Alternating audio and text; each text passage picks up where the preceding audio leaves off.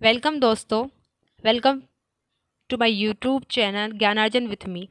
आज हम आरबीएससी अजमेर में संकलित अजमेर की हिंदी व्याकरण की पुस्तक में संकलित पर्यायवाची शब्दों का अध्ययन करेंगे। पर्यायवाची शब्द वे शब्द होते हैं जिनका अर्थ समान होता है, परंतु भाषा प्रयोग की दृष्टि से उस एक ही शब्द का अनेक बार प्रयोग उचित प्रतीत नहीं होता।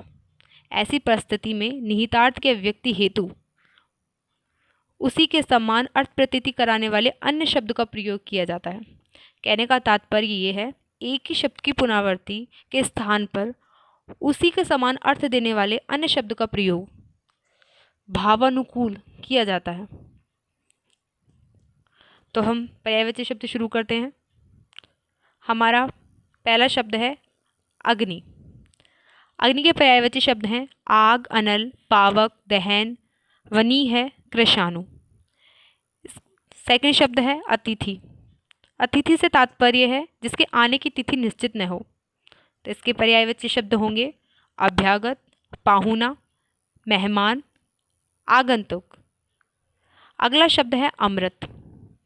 अमृत के पर्यायवाची शब्द हैं सुधा, सोम, पीयूष, अमीय, सुरभोग, देवभोग, देवताओं द्वारा जिसका भोग किया जाता है।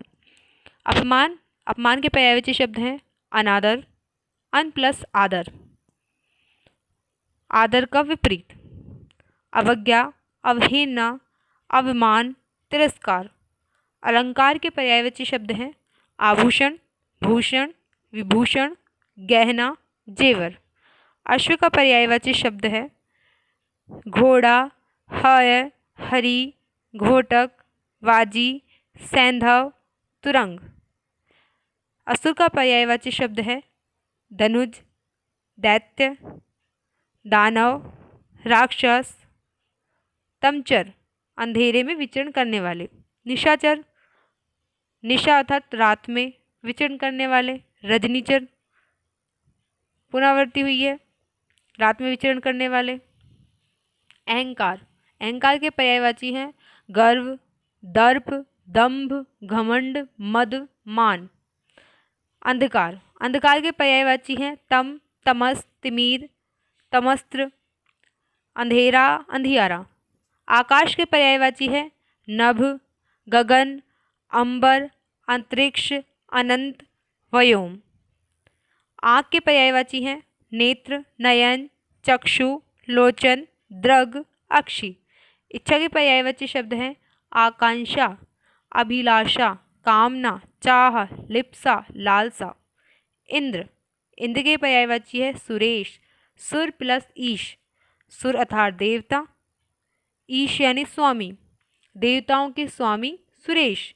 सुरपति, सुर यानी देवता, देवताओं के स्वामी। देवराज, देव पर राज करने वाले, देवराज। मेघराज, मेघों के स्वामी।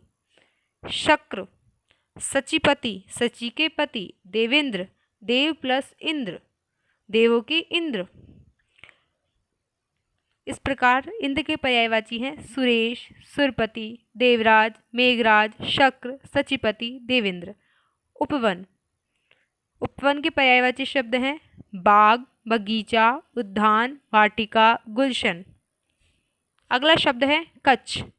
कच्छ का पर्यायवाची शब्द है बाल, केश, कुंतल, चिकुर, अलग, अलग, रोम, शिरोरूह।